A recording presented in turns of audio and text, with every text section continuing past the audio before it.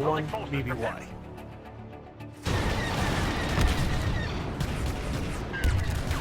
The Clone Wars have now entered their second year, and the clone army is stretched thin. The Confederacy of Independent Systems has spread its mass-produced droid army far across the galaxy, attacking more systems than the Republic can defend. This puts a strain on the clone troopers, as they are repeatedly pressed into combat with little downtime. The Republic needs more soldiers, and orders for more clone troopers to be created on Kamino.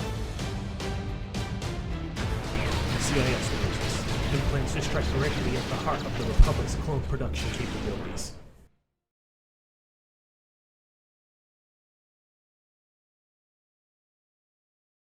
Located outside the galaxy, Kamino is a planet almost completely covered by oceans. Kamino is inhabited by a race of tall, long-necked aliens known as Kaminoids, who are renowned for their cloning technology. Kamino, specifically Tapoka City, is where the clone production facilities for the entire Grand Army of the Republic are located, and is extremely important to the war effort and to the clone troopers who regard Kamino as their home. Therefore, Kamino is heavily guarded, and has its own fleet blockading the planet at all times. General Grievous and Asajj Ventress are ordered by Count Dooku to invade Kamino. Grievous will command the main force and destroy the cloning facilities at Tapoka City, while Ventress captures a sample of the Jango Fett DNA. This will not be the first attempt by Ventress and Grievous to invade Kamino. Several months earlier, Grievous attempted an invasion by first eliminating the Republic listening outpost located on the nearby Rishi moon. The attempt would be thwarted by a small team of clone troopers, who had successfully alerted Republic reinforcements, which heavily outgunned the invasion fleet, and caused it to rout. This time would be different. The invasion fleet would be far larger, containing 3 Lucrehulk droid control ships, 11 Munificent-class frigates, 3 Recusant-class frigates, and a Providence-class dreadnought. Even with the larger fleet, an attack on Kamino would be difficult. At the time of the battle, the Kamino blockade would feature 10 Venators, 2 Arquitans, 1 Acclimator, and a full complement of starfighters. On the ground, Tapoka City would be defended by thousands of clone troopers, willing to fight to the death to defend their home. This force would also be bolstered by one of the most elite special forces groups in the clone army, the ARC Trooper. 3 life signs, 1 in the rubble. Sir, another in the Raptors. Yes, sir. Everyone else with me, move out.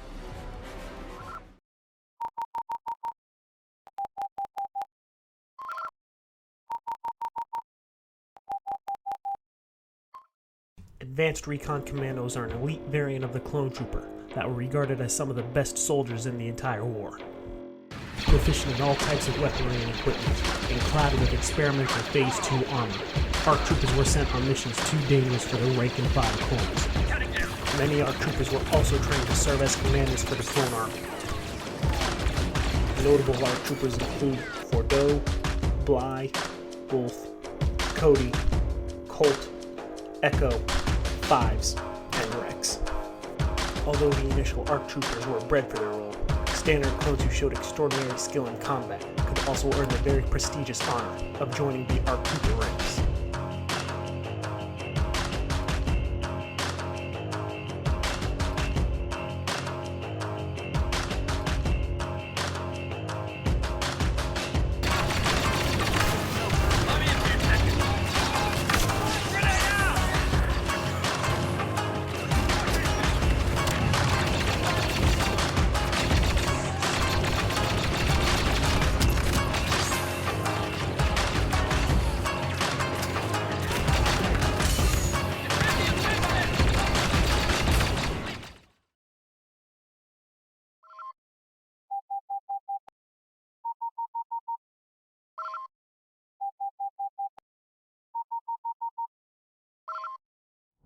Although the force guarding Kamino is great, Grievous and Ventress would proceed with the attack.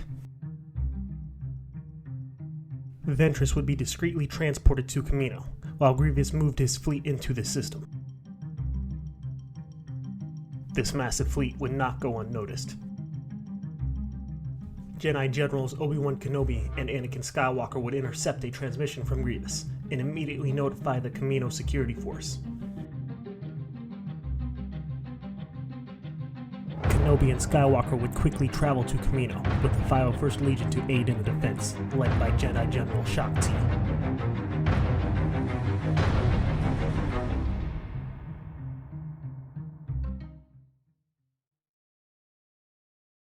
Emerging from hyperspace, Grievous's fleet would enter the system and immediately engage the Republic blockade.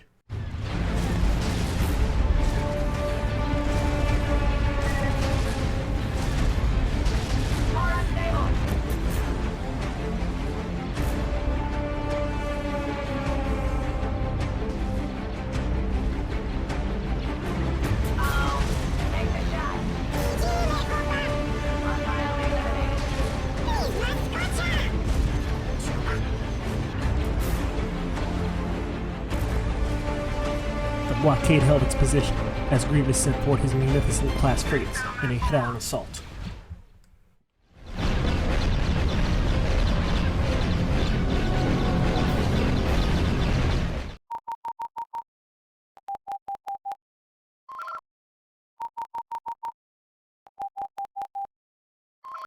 As one of the most feared ships in the Confederate fleet, the 825-meter-long Munificent-class frigate is an incredibly dangerous warship. Designed to operate in packs, the Munificent featured 2 forward heavy turbolaser cannons and 2 forward heavy ion cannons, 26 twin light turbolaser cannons, 20 light turbolaser cannons, 12 flak guns, 40 retractable twin light turret lasers, several ordnance launchers, and a hyperwave jammer. The Munificent was also armed with 4 squadrons of Vulture droids to provide defense against starfighters. The Munificent could function as a carrier as well, being able to carry up to 150,000 various battle droids and hold up to 10,000 metric tons of cargo. With its versatility and heavy armament, the Munificent would see action throughout the Clone Wars and be used by the Rebellion early on in the Galactic Civil War.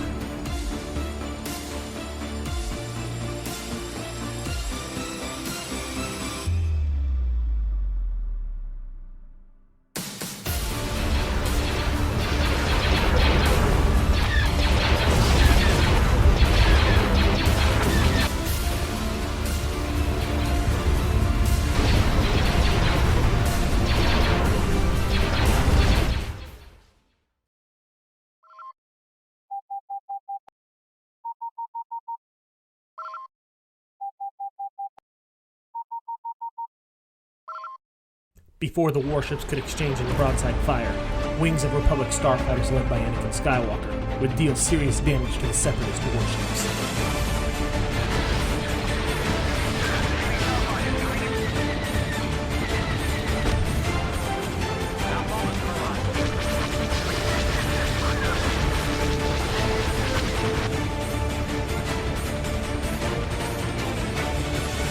The Munificents are easily torn apart by the Republic warships and starfighters. This causes debris to enter Kamino's atmosphere and fall into the oceans. Unknown to the Republic, the Munificents are a tactical sacrifice designed by Grievous. Within the hull of each Munificent are atmosphere re-entry capsules, filled with the Separatist ground force. These capsules fall to the surface of Kamino, disguised as debris, and deliver the entire ground force to the surface of the planet. The Jedi commanders notice Grievous' sacrifice and realize something is wrong, but it is already too late. While the Republic Navy finishes off the rest of the Confederate fleet, General Kenobi goes to the seafloor to discover Trident-class assault ships being assembled by droids. The droids discover Kenobi and quickly destroy his submarine. Kenobi would survive and make it to the surface, while the droids proceed with the attack on the cloning facilities. The Trident assault ships burst out of the water and latch onto the platforms.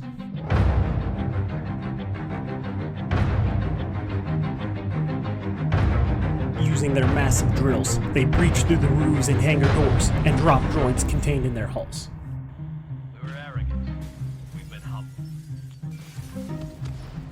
To clear the way for the rest of the droid army, the assault ships drop the Aqua Droid.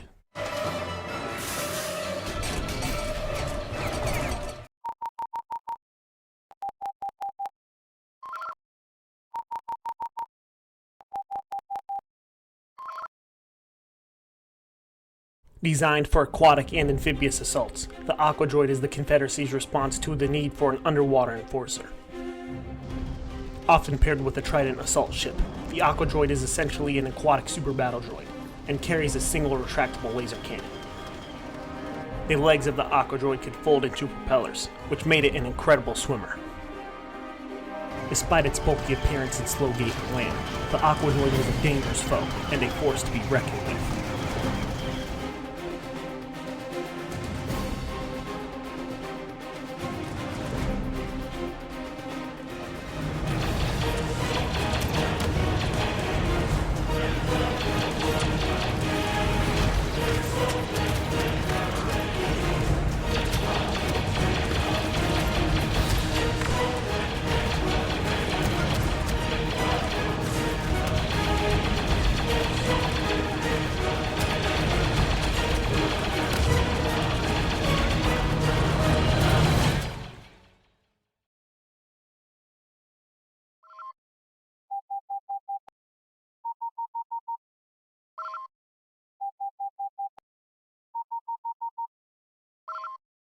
Although clumsy on land, the Aqua Droids are far more dangerous than a B-1 battle droid, and cause many clone casualties.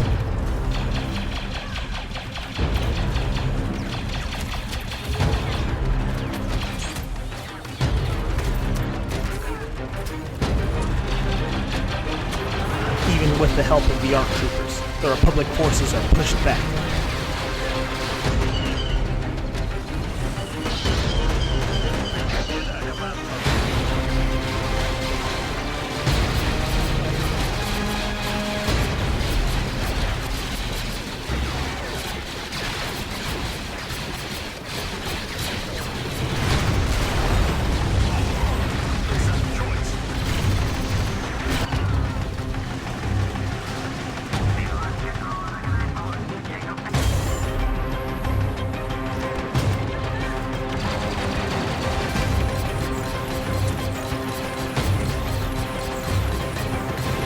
Now with the initial entry points clear, Grievous and his droid forces begin pushing through the city, wiping out any pockets of resistance they come across.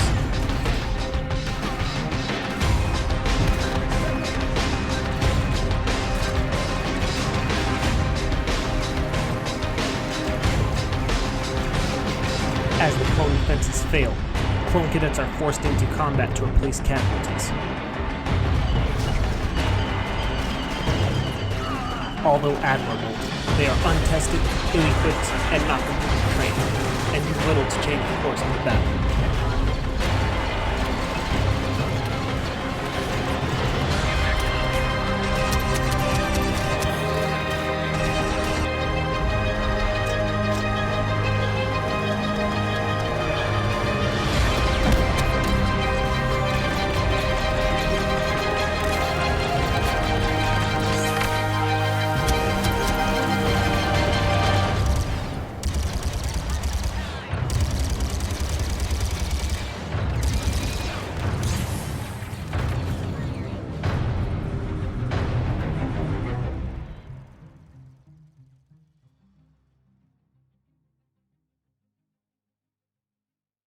While the battle rages on, Ventress is able to steal the Fett DNA, but is confronted by Skywalker, and is forced to fight her way out.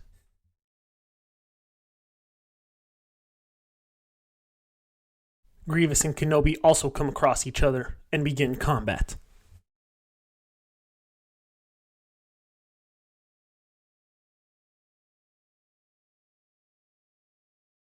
Grievous initially gains the upper hand using his cybernetic body, but is forced to flee when Kenobi uses the Force against him.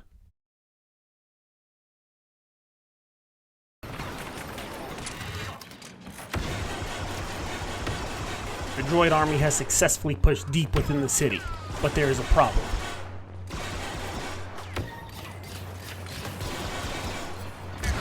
There are not enough droids to continue to push through the city, and the advance grinds to a halt.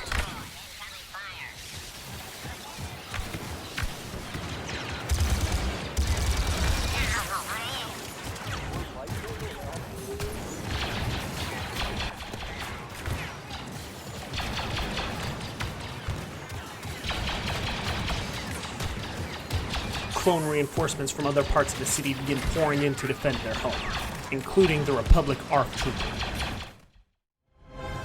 Move it, troopers! On the double! Fire!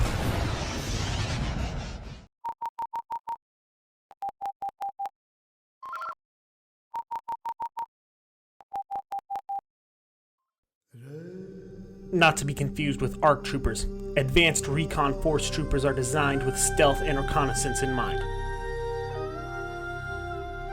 The ARC troopers' main duties involve gathering intelligence on the enemy positions and carrying out ambushes. ARC troopers were given standard weaponry and equipment, but they did use armor that was lighter and use a helmet that contained more sensors, such as an infrared camera. ARC troopers are well known for their use of the all-terrain scout transport. Although it handled more like a beast than a machine, the ATRT provided ARC troopers with the speed and mobility they needed to accomplish their missions.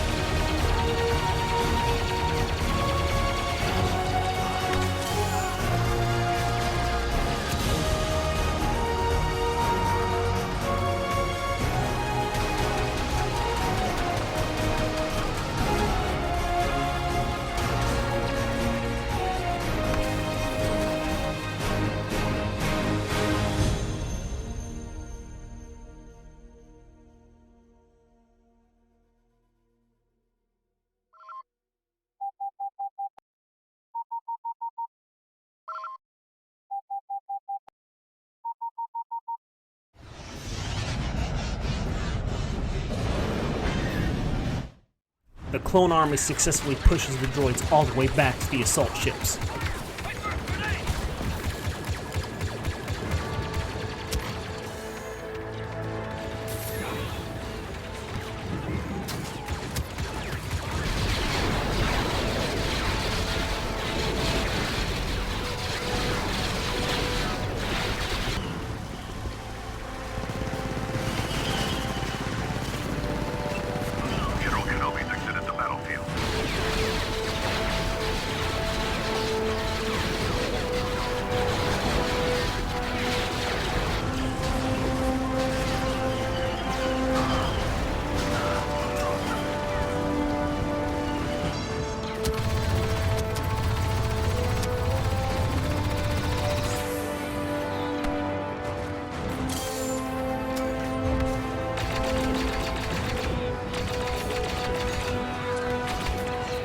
Using rocket launchers, the clones exploit small weaknesses in the Tridents and destroy them.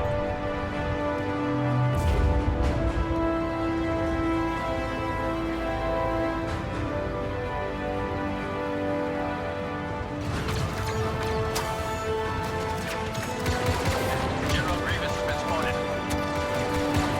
Join them.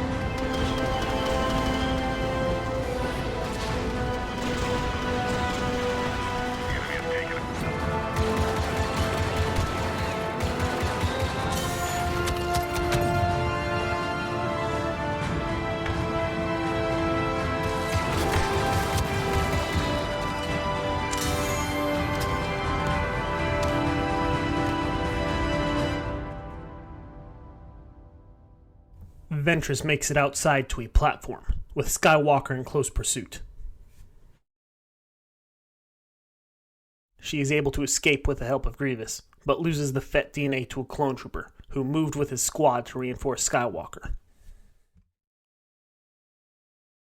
The clone army has successfully defended their home against the droid invasion, but at a high price.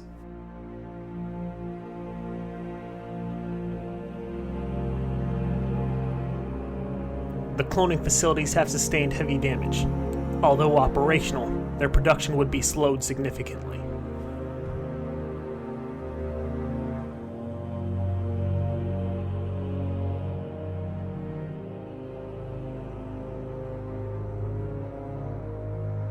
Many clones, ARCs, and ARF troopers were also killed.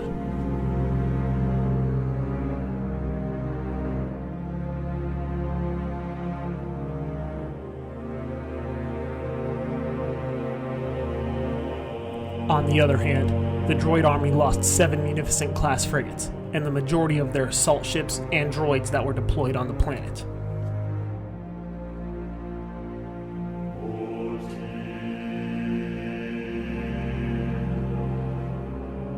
Ventress was also unable to steal the Fett DNA. However, the Confederacy regards this assault as a success. While not crippled, the cloning facilities will struggle to send more clones to the various battlefronts.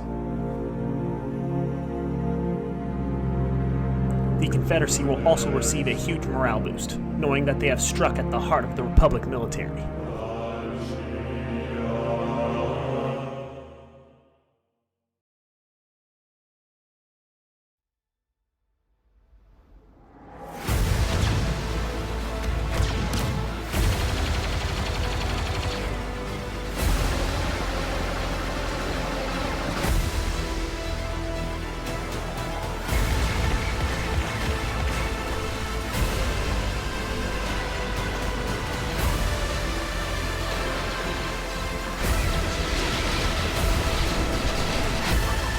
Clone Wars will continue for another 2 years.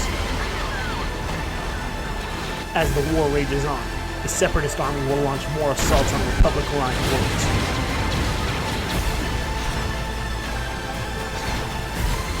And the Clone Army will continue, setting the stage for some of the most vicious battles in galactic history.